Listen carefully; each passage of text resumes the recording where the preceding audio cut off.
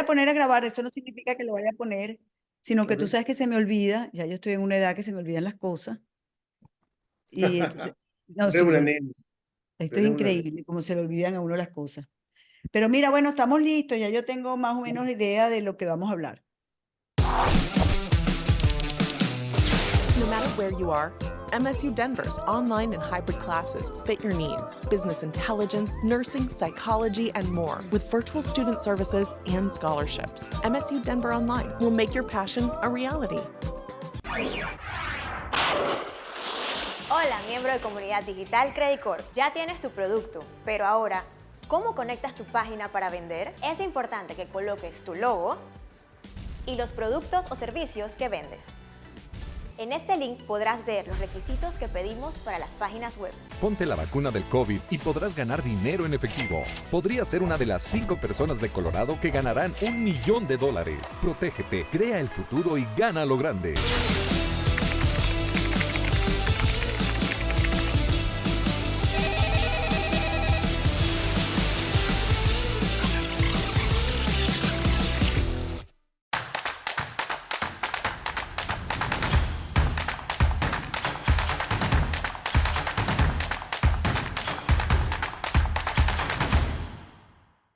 ¿Qué tal amigos? Bienvenidos a su plataforma, el canal de Nitu, sí señor. Y hoy martes 21 de mayo con un tema que me encanta, con dos amigos a quienes les tengo, que me ha regalado la vida. Yo digo que me los regaló también el exilio, porque el exilio tiene cosas muy malas, pero tiene cosas maravillosas. Y es que te obliga a conocer gente de todas partes del mundo. Y este es el caso de estos dos amigos que ya son entrañables, que lo van a hacer para siempre porque han estado ahí en los peores momentos. Y ellos son Juan Leguidé, desde Chile. Hola Juan, un gran abrazo. Hola, Y hola, amiguito. también Enrique Subercasó, siempre volteo a ver cómo es que se pronuncia el apellido porque es un poquito difícil. Enrique, un abrazo para ti también. Igualmente, Nito. Tú estás en España, ¿cierto? En España, así es. Él está en España. Ambos son analistas políticos y muy buenos, tienen otras profesiones, por supuesto, pero se han dedicado al análisis. Y nos hemos reunido hoy porque queremos conversar un poco sobre lo que está pasando en América y en Europa. Hemos visto cómo la migración incontrolable e incontrolada ha, ha traído desajustes en las, digamos, en el mundo occidental. Ahora vemos, por ejemplo, cómo hay 16 eh, ciudades de Inglaterra bajo el mandato de islámicos. Vemos, y esto con el voto, vemos cómo París de repente en ciertas horas del día se paraliza porque hay que adorar a Alá. Vemos la cantidad de agresiones que hay en las universidades norteamericanas entre un grupo y otro grupo, o bien sea palestinos contra israelíes o islámicos contra blancos, etcétera, lo que sea, pero tenemos un mundo convulsionado y de eso precisamente es que queremos hablar nosotros. Yo más que todo lo que quiero es oírlos a ellos dos. ¿Qué está pasando en el mundo? Esta guerra cultural de la que hemos hablado, que es una guerra cultural contra la civilización judeocristiana, eso que conocemos como la civilización occidental. ¿Quién va ganando esta guerra y qué se puede hacer para detenerla y vencer los que queremos que sigan nuestros principios, nuestros valores, nuestra historia, nuestra manera de pensar y nuestra manera de ser? No sé, cualquiera de los dos que quiera tomar la palabra. Enrique, que está en Europa y está conectado a lo que está pasando en Europa. Me interesa mucho lo que diga Enrique. Adelante, Enrique. A ver, acá estamos en un proceso de deconstrucción. Eso es lo que hay que entender. Vale decir, el mundo ha sido puesto patas para arriba. Se ha introducido el caos mental dentro de la gente. Esto unido a un deterioro cada vez mayor de la educación, tanto la educación en los colegios, en primaria, en secundaria, como la educación universitaria, en la educación terciaria, salvo los ramos científicos y cosas de esas. Entonces, la gente está cada vez más confundida. Y tú dentro de la confusión puedes sembrar el odio, puedes sembrar la división de una manera muy fácil, que es lo que ha sucedido hasta el momento. A esto se añade a que la gente ya tiene vidas, esto producto de la modernidad, producto de la rapidez en que pasa el tiempo, tiene vidas cada vez más complejas. Entonces, para el común de la población, dedicarse al contradiscurso o dedicarse a llegar al fondo de cuáles son las intenciones de ciertos gobernantes es una cuestión demasiado sofisticada.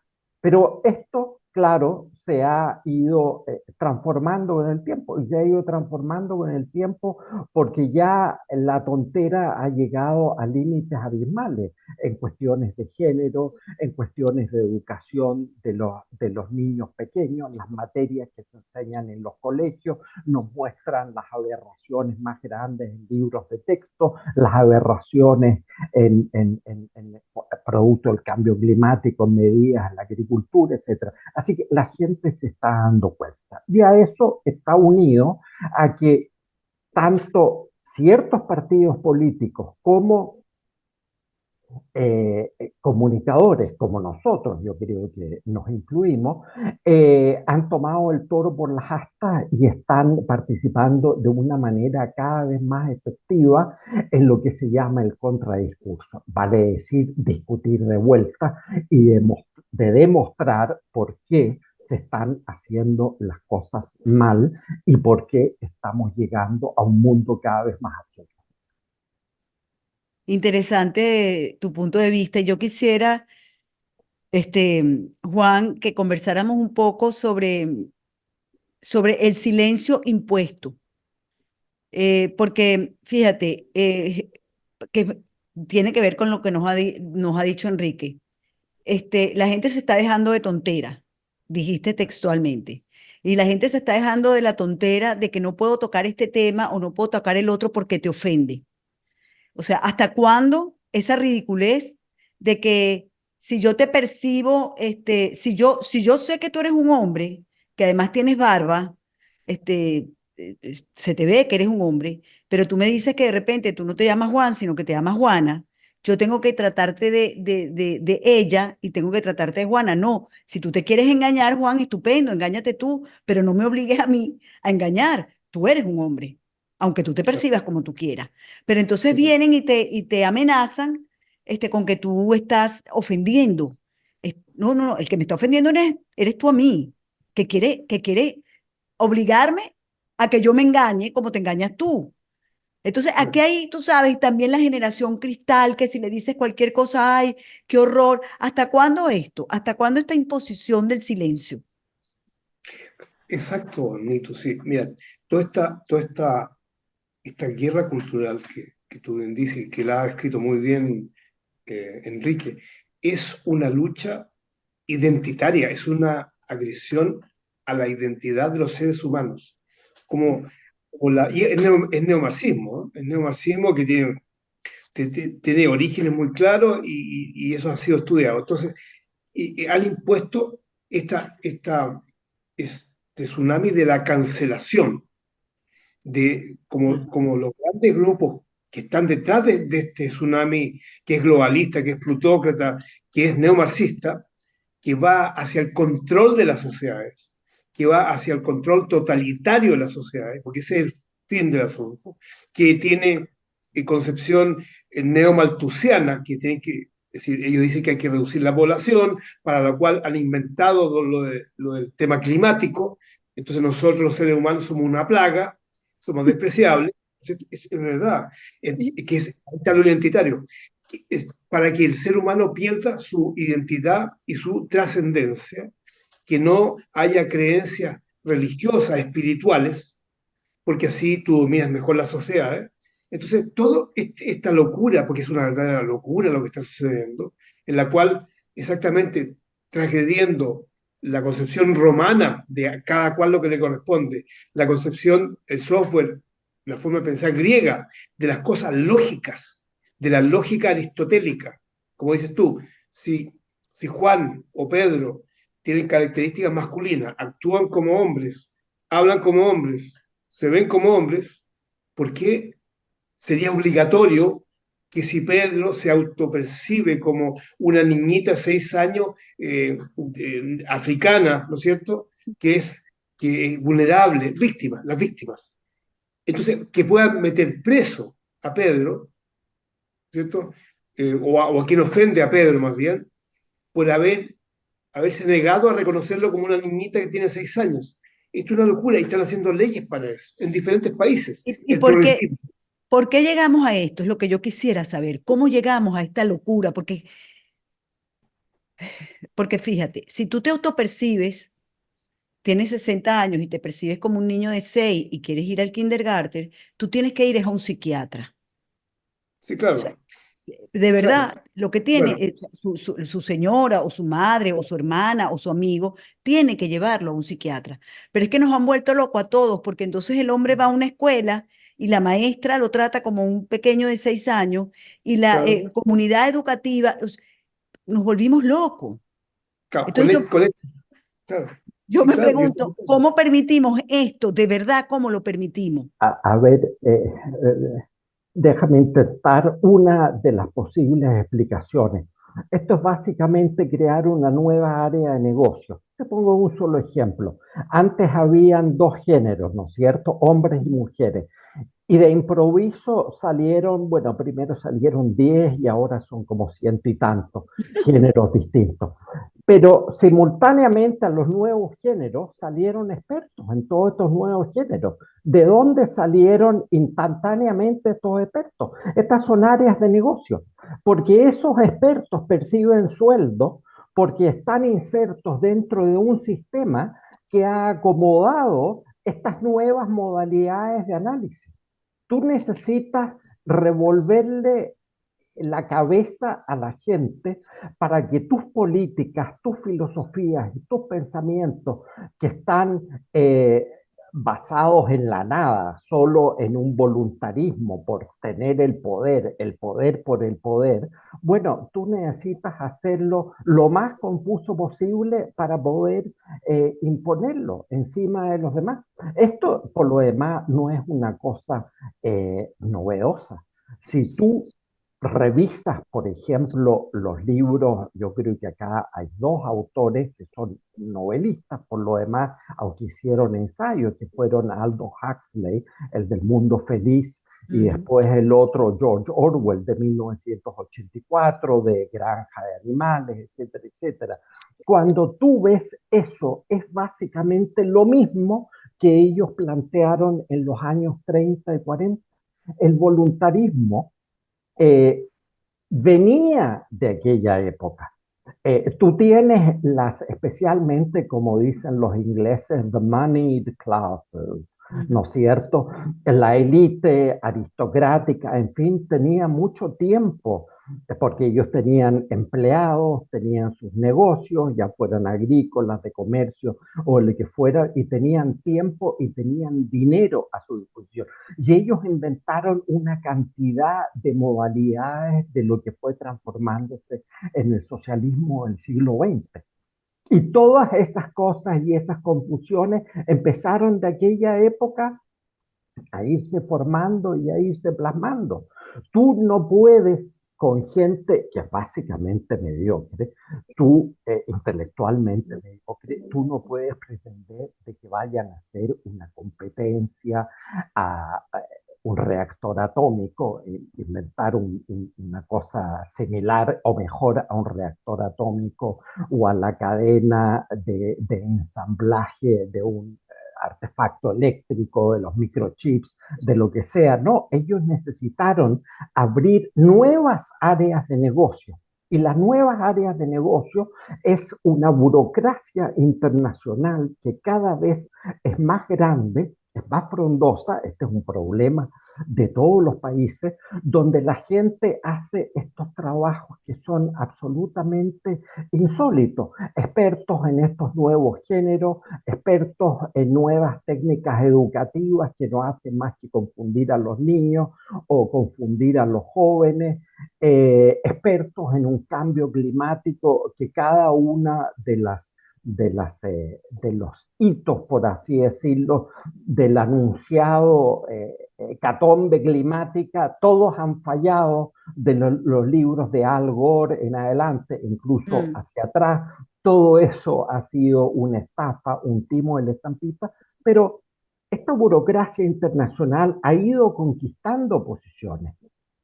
Y a través de conquistar estas posiciones, que ahora son posiciones dominantes en la burocracia internacional, tanto en los países individuales como en los organismos internacionales, como Naciones Unidas u otros, bueno, ellos están en una posición de poder imponer y de poder eh, hacer que la gente acepte. Y a esto se une, ahora último, por último, ¿no? La imposición del silencio, la imposición de la censura, la imposición de la verdad oficial. Tú no necesitas imponer la verdad oficial para cuestiones, antes no se necesitaba imponer la verdad oficial para la teoría de Einstein. La teoría de Einstein Claro, valía por ella misma. Te estoy dando un solo ejemplo. claro. Pero ahora sí, porque son cuestiones que simplemente no se sustentan, son totalmente voluntaristas. Pero si tú ves cómo Bill Gates, por ejemplo, o George Soros o otros manejan sus negocios, ellos manejan sus negocios de una manera tradicional, por eso es que son exitosos y por eso es que cada vez se están expandiendo más.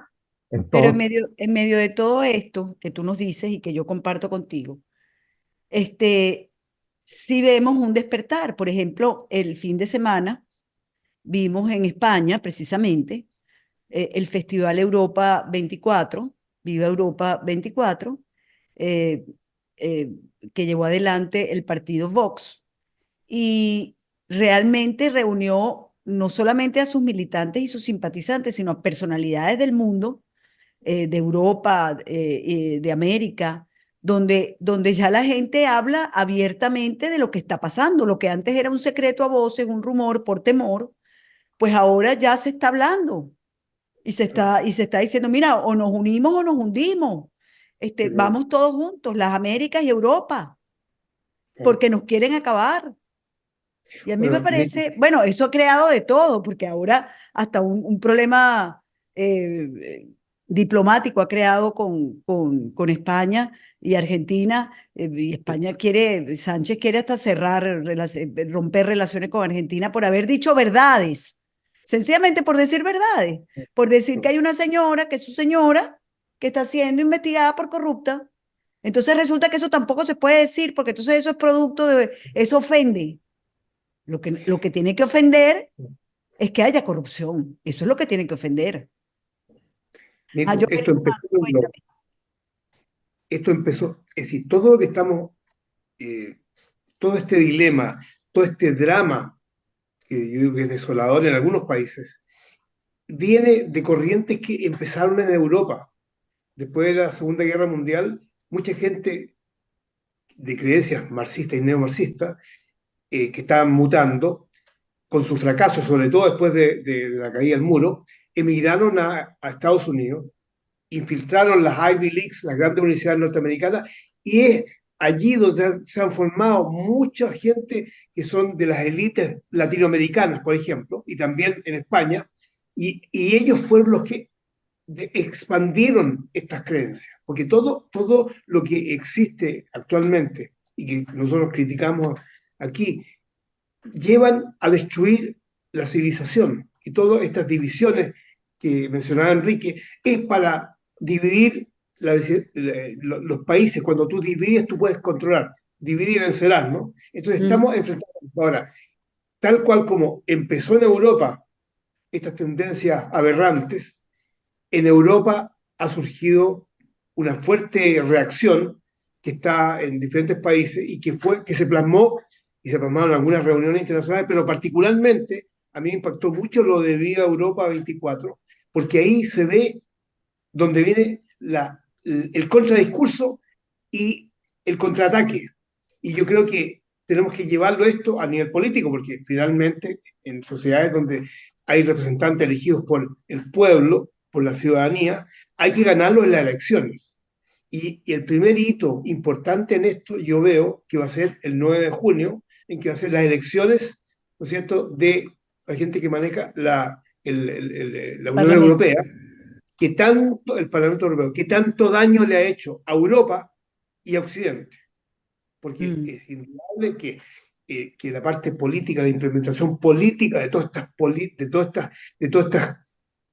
no sé, corrientes progresistas, el progresismo, ¿no es cierto?, en sentido general, que se disfraza con muchas agendas, pero que todas son parte de un rompecabezas, que son básicamente el género y el clima. Con eso quieren destruir nuestra civilización.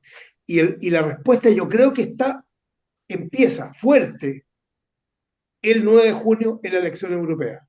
Y en eso tenemos que concentrar, digamos, no solamente los votos de los europeos, de la llamada derecha europea, que recoge la reacción de Vox, ¿no es cierto?, particularmente, lo más notorio para nosotros, los latinoamericanos, para tomarse el poder de la Unión Europea y acabar con esta maldad, porque detrás de todo esto hay una gran maldad. Y este lío que se armó entre Argentina y España, básicamente, entre lo que dijo Milei, por lo que decía Sánchez, y lo que dijo Sánchez de vuelta sobre el gobierno, te refleja que esta lucha, esta guerra es totalmente abierta ya.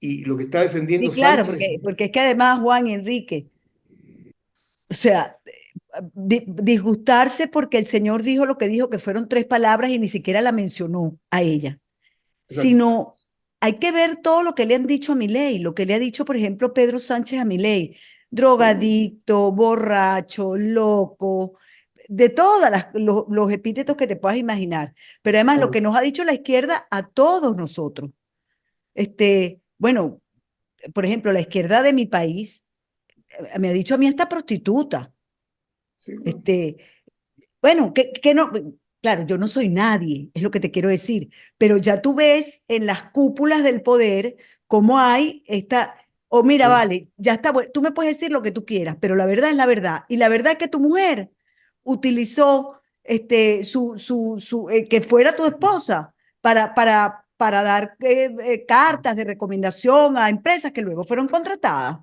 O sea, sí, y eso claro, eso se está investigando en un tribunal, o sea, eso no es mentira. Entonces yo no claro, entiendo por qué la ofensa. Pero bueno, el tema es, me parece muy importante que hayas tomado, que hayas dicho, Juan, lo del 9 de junio, que son las elecciones, y hay muchísimos latinos, somos muchísimos los que tenemos doble nacionalidad y que claro, tenemos que ejercer nuestro derecho al voto, porque eso, el que haya un giro de la izquierda a la centro derecha en el Parlamento Europeo va a repercutir positivamente en nuestro continente también.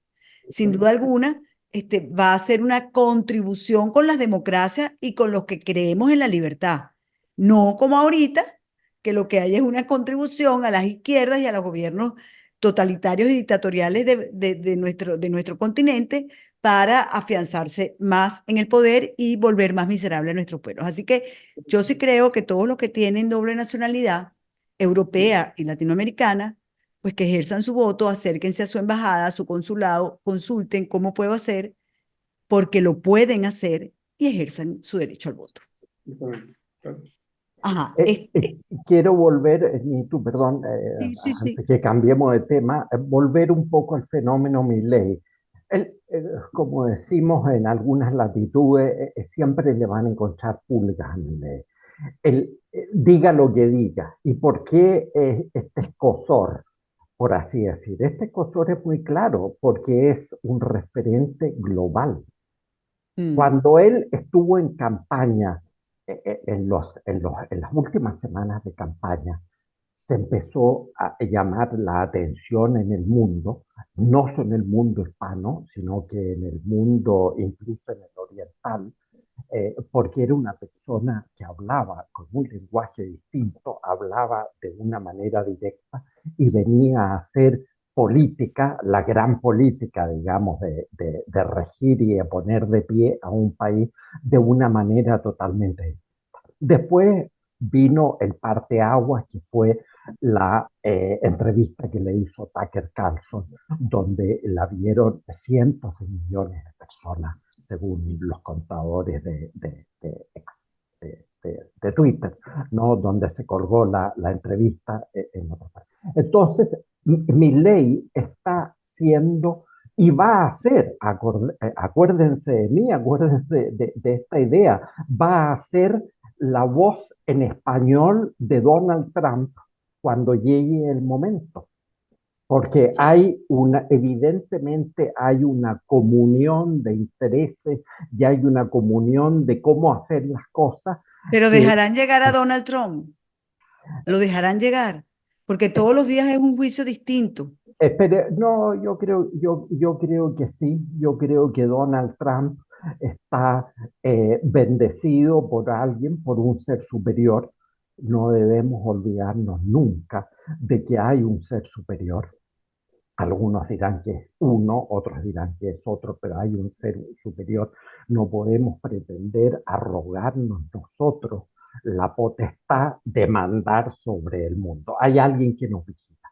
Y yo creo que Trump tiene un ángel de la guarda, porque ha podido sortear los problemas hasta el día de hoy. Y esperemos que así sea. Pero tal como me tocó escribirlo en su momento sobre mi ley, lo que ha hecho Trump y lo que hizo Milei en su momento antes de llegar al poder es que él cambió el paradigma de la gente.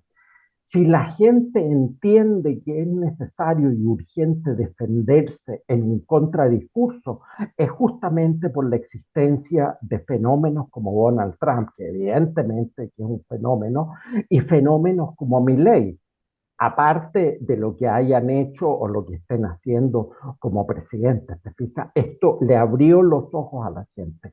Y cuando la gente abre sus ojos, es una ola imparable, porque tú estimulas, entre otras cosas, que aparezcan otros liderazgos.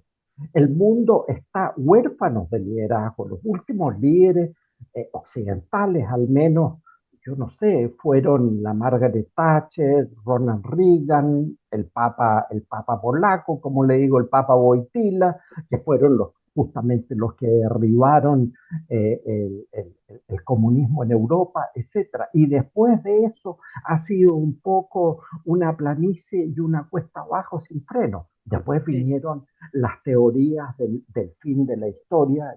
Nada de eso fue solo una trama para poder vender libros de Huntington and Company, porque la historia sigue funcionando mientras el mundo sea mundo, y ha pasado todo lo que ha pasado. Pero ahora estamos volviendo a hacernos cargo, y me parece muy importante, y siempre lo repito, de que no solo es la clase política, no solo es la clase de los grandes intelectuales, de esos que son bastante pocos en realidad en comparación con el pasado, pero somos nosotros, que no sé si somos o no somos intelectuales, pero somos comunicadores y cada cual comunica en su estilo. No, y los ciudadanos, Enrique, mira, por eso. el fenómeno que está pasando, por ejemplo, en Venezuela. Podrán decir lo que quiera decir el régimen, pero la verdad es que las elecciones están 80-20.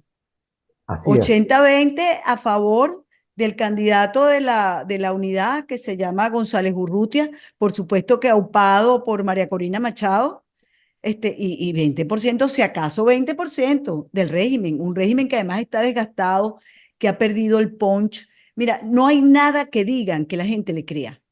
Lo que diga es que ya no tienen mensaje, porque 25 años ofreciendo que la economía iba a ir para arriba, 25 años ofreciendo que va a haber luz y no hay luz, 25 años ofreciendo que va a haber gas y no hay gas, 25 años ofreciendo que va a haber gasolina y no hay gasolina, 25 años diciendo que van a acabar con la pobreza y cada vez más pobre. O sea, cuando tú tienes 25 años ofreciendo una cosa que además cada vez es peor y peor y peor, la gente te dice, mira, ya basta, basta ya, hasta aquí. Entonces, ellos perdieron la calle. Ahora les pregunto, por ejemplo, ¿qué está pasando en Honduras? En Honduras el 27 y 28 del mes que viene va a haber un encuentro, la reunión número 27 del Foro de Sao Paulo. Ya la oposición de Honduras está enfurecida con esto. Dice que eso es una muy mala propaganda. Pero por supuesto, ellos van porque tienen que apoyar a Xiomara Castro para una reelección, etcétera, etcétera, porque lo que quieren es donde están tratar de quedarse y quedarse para siempre. ¿Qué pasa en Chile? ¿Qué está pasando con Boric? ¿Qué está pasando en el país de ustedes? Yo quiero que analicemos también un poquito, porque ya vemos lo que está pasando en Colombia también, ¿no? Un Petro empeñado en no hacer nada, un país que viene palo abajo, lamentablemente y con mucho dolor, porque la inseguridad es lo que está reinando nuevamente en algunas localidades, porque vemos un hombre que está destruyendo el sistema de salud, porque vemos un hombre que está intentando destruir los empleos, la empresa privada, o sea, es terrible, es los dos, como los dos polos, mientras tú ves a un Milei en Argentina abatiendo la inflación, tratando de echar ese país hacia adelante, ves a los otros que lo que quieren es destruirlo. Quiero escucharlos a ambos, pero vamos a la palabra a Juan ahorita. Mira, hablando de Chile, Chile es la evidencia de que la izquierda, ¿no es cierto?, en sentido amplio, siempre lo ha hecho mal. Todas sus políticas han fracasado a lo largo de toda la historia y siempre han traído miseria, dolor y muerte. Ahora, en Chile fue elegido Gabriel Boric y el gobierno ha sido un fracaso absoluto, cada vez tiene más resistencia y menos apoyo, y entonces ellos tienen claro de que han fracasado. El gobierno de Boric técnicamente está terminado, aun cuando ellos siguen subterráneamente haciendo su revolución. Ellos siguen buscando destruir el sistema, lo que ellos llaman neoliberal, ¿no es cierto?, que es el nombre que han usado para desprestigiar al sistema, al modelo chileno.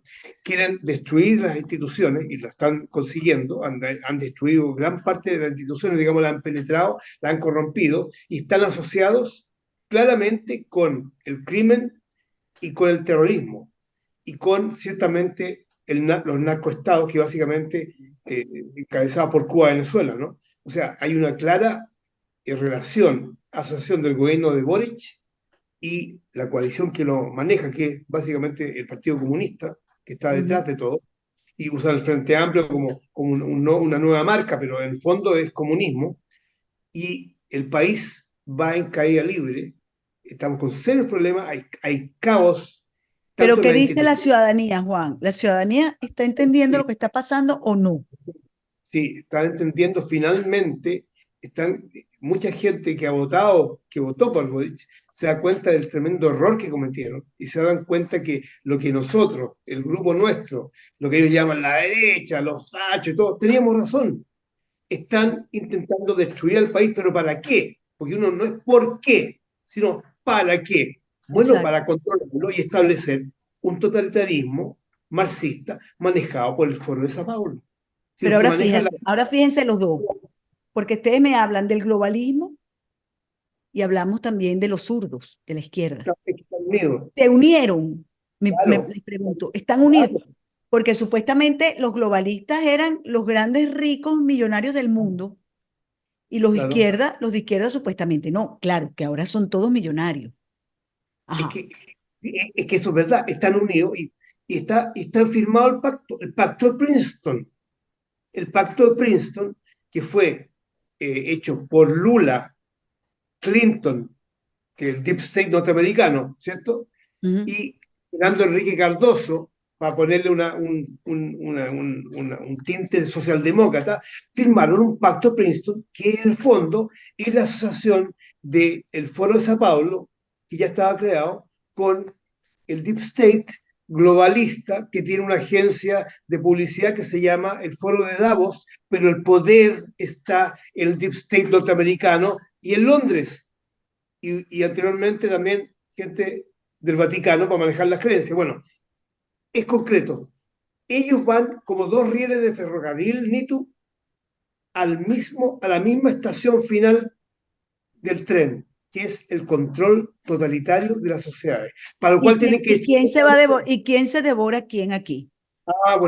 Bueno, Esa es la gran pregunta. ¿Quién se va a quedar con todo el negocio y con todo el control? Yo creo que va a ser una asociación, finalmente, donde va a haber un gran poder narco que va a estar asociado en muchos negocios con los grandes poderes plutocráticos, ¿no es cierto? Los grandes poderes financieros y farmacéuticos para controlar el mundo, disminuir la población al mínimo y llevar y tener una sociedad de esclavos manejados con el miedo, con el neolenguaje y con la ignorancia. Terrible, pero es así. Pero lo podemos parar, sí o no, Enrique. Claro que sí. Y quiero abundar un poco en el tema de Chile, dar unas consideraciones un poco distintas. Justamente el contradiscurso que se ha desarrollado en Chile, lo que pasa es que estamos inmersos nosotros como actores del contradiscurso, así que a veces no nos damos cuenta de lo que hemos hecho, pero nosotros hemos parado dos procesos constitucionales fueron rechazados y fueron rechazados por, en gran parte, creo yo, la labor de los agentes del contradiscurso, donde habían pocos en la clase política, pero sí muchos en los comunicadores informales, por así decirlo. Así que eso ha avanzado. En Chile tú tienes que los grandes héroes internacionales son Bukele y Milei, según las encuestas. Y eso te muestra cómo ellos, con un discurso nuevo, por así decirlo, y un discurso en los hechos, que es efectivo, que está rindiendo frutos, el uno en la seguridad, el otro en enrielar el país y la economía y el Estado de vuelta a la normalidad, eso tiene tracción dentro de la opinión pública. Así que yo creo que hay que ser optimista, eh, entre otras cosas porque si no nos vamos a morir simplemente de la angustia y la preocupación. Y te voy a decir más, en estos 2 años que quedan, nosotros tenemos elecciones de alcaldes ahora en octubre y las elecciones presidenciales en octubre, noviembre del próximo año. Yo creo que en el proceso vamos a tener sorpresa. ¿En qué sentido sorpresa? En que la gente va a abrir mucho más los ojos y en que la gente va a elegir algunos outsiders de la política. Ya hay algunos que están despuntando, por ejemplo, hay un arquitecto urbanista que ayer anunció su candidatura independiente por alcaldía de la ciudad de Viña del Mar, que es una ciudad muy famosa, cercana a Santiago, ribereña del Océano Pacífico, y es una persona con grandes chances, se llama Iván Pousi, y es una persona que ciertamente ha estado vinculado a la política, pero él ha sido profesional de la arquitectura y el urbanismo, y es una mirada fresca. Ese es un nombre, hay otros nombres más. Y te digo que eso se está repitiendo porque, por ejemplo, aquí en las elecciones de Panamá, que me llamó poderosamente la atención, la primera minoría de la asamblea, no hay ninguna mayoría, la primera minoría es de un grupo de jóvenes que se lanzaron por iniciativa propia. Es decir, no pertenecen a ningún partido. Y te diría que los partidos convencionales quedaron muy mal parados, quedaron en los últimos lugares. Así que sí hay como un hartazgo, digo yo, de la sociedad, de la gente que dice, ya basta, basta de corrupción, basta de estos discursos igualitarios que lo que quieren es igualarte hacia abajo, nunca hacia arriba. Ya basta de caernos a cobas con que hay ciento y pico de géneros, porque no hay sino dos. Dios no se equivoca. La verdad es que Dios es perfecto y no se equivoca. Lo que nos equivocamos somos nosotros. Pero sí, yo veo que ahí se está pidiendo como un refrescamiento, ¿no? Claro, Y estamos hartos. así La es. gente está harta de los políticos tradicionales que nos han engañado y han fracasado. No queremos relatos. Con excepciones, porque siempre hay excepciones.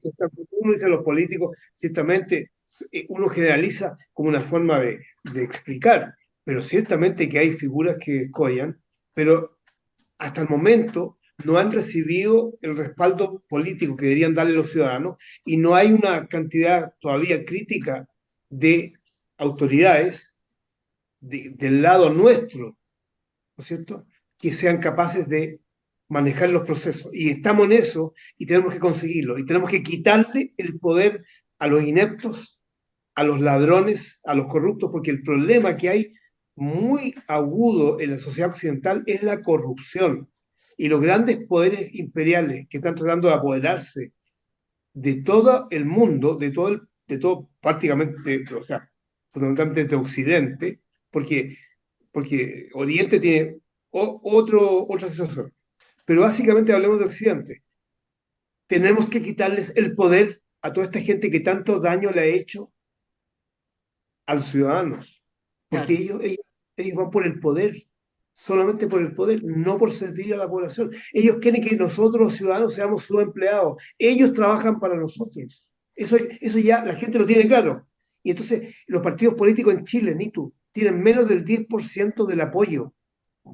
Y las instituciones manejadas por los políticos también están en la misma situación. ¿Y quiénes son la gente que nos da confianza? Las Fuerzas Armadas, los carabineros, la policía, incluso la PDI. Gente que no está mezclada con los políticos. Le tenemos tirria a todo lo que sea político. Y eso necesariamente es un cambio cultural y va a significar el cambio del poder. Yo estoy Ya para 100% de terminar, acuerdo. ya para terminar, y quiero cambiar completamente de tema, pero tengo una interrogación que quiero hacerle a ambos, ¿no? Y no sé si incluso Enrique, porque está en Europa y quizás maneja más información, ¿qué se dice de la muerte en un accidente aéreo de el presidente de Irán? ¿Qué se dice? Enrique. Yo creo que fue, como se dice en la jerga, an insider's job.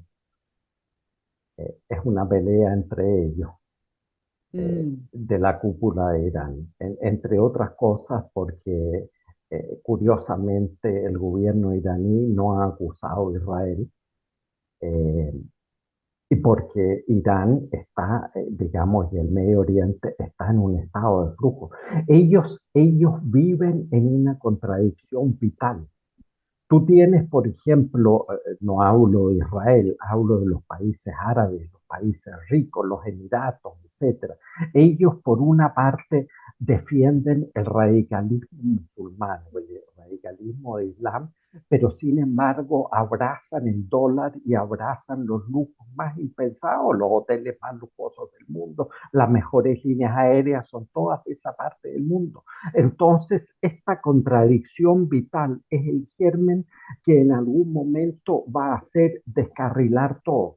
Y lo que está pasando en Irán, desde luego, donde tú tienes a un régimen teocrático con todos los abusos que conocemos perfectamente, y sin embargo la población está totalmente descontenta y ellos están viviendo y sobreviviendo de alguna manera. Entonces hay muchas corrientes subterráneas eh, que están acelerando el flujo de cambio. Y entre otros producen estas peleas internas. Yo creo que ha sido una pelea interna. Ahora, todos los pronósticos dicen que puede venir otro que es peor, que sea peor. Y la verdad que uno en Venezuela ha aprendido tanto que todo lo que puede venir es inmensamente peor que lo que había. Este, te pregunto, o les pregunto, ¿puede el sustituto ser peor de lo que estaba? Bueno, sí, pero a lo mejor va a durar menos. A lo mejor va a durar menos, porque la paciencia de la gente tiene un límite. Irán es un país muy populoso, ya no recuerdo cuántos millones, pero son decenas de millones de habitantes. Tú no lo puedes controlar absolutamente a todos, ¿te Mm. fijas? Entonces hay un germen de cambio, y la gente en Irán está conteste de lo que está pasando fuera de sus fronteras, ¿no? Que sea un país totalmente aislado. Y por Y otra, y por la, otra la- parte, ajá. para terminar la idea, que es algo que aprendí cuando me tocó vivir en el sudeste asiático hace algunos años atrás, es que tú tienes otros países musulmanes que son mucho más tranquilos y no son para nada radicales. Y esos tienen una influencia. Léase Malasia, léase Indonesia y algunos países más pequeños. Entonces, ciertamente hay una presión por todas partes para morigerar esto. Lógicamente está el factor de Israel, que Israel, como lo ha demostrado, es muy capaz de defenderse de toda agresión externa. Y ya para terminar, quería conocer la opinión de ustedes sobre estas órdenes de aprehensión que ha dictado el fiscal Karim Khan de la Corte Penal Internacional contra líderes de Hamas, pero también contra el primer ministro israelí. No sé, ¿qué opinión tienen ustedes al respecto? Eso de equiparar a Hamas con Neptalí, no sé, les pregunto. Bueno, ciertamente tú has dado en el clavo.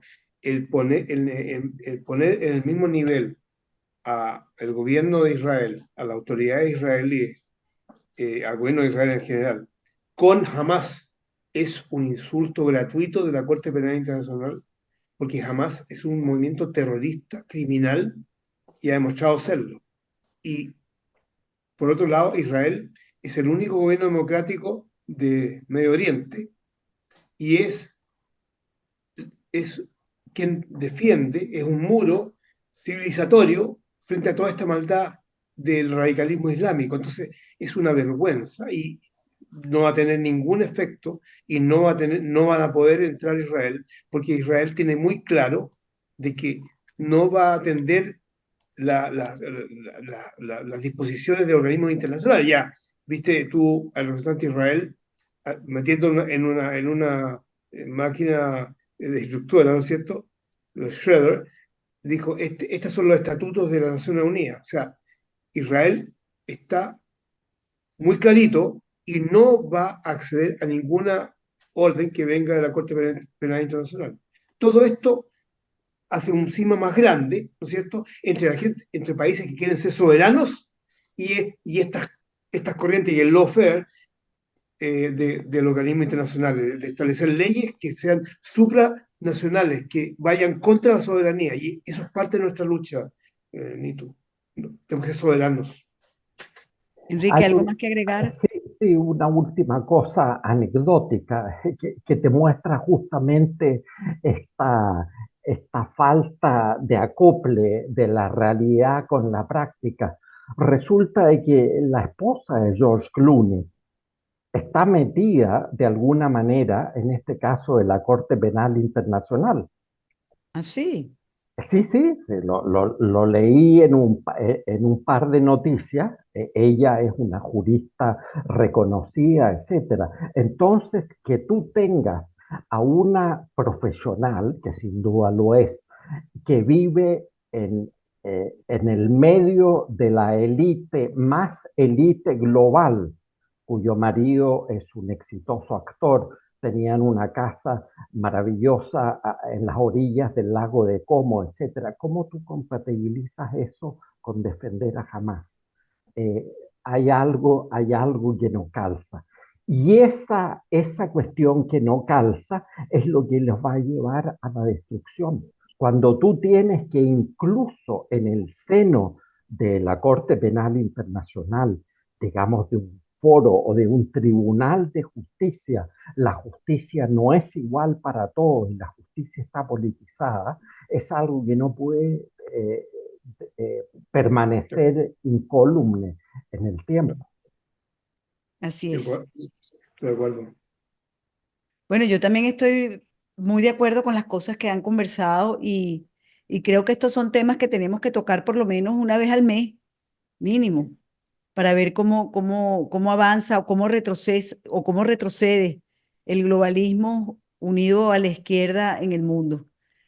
Ojalá que el retroceso que sea cada vez más acelerado.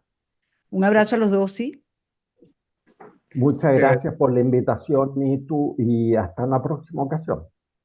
Así es. Gracias, amigo. Que te vaya bien, Nito. Muchas gracias. Muy amable.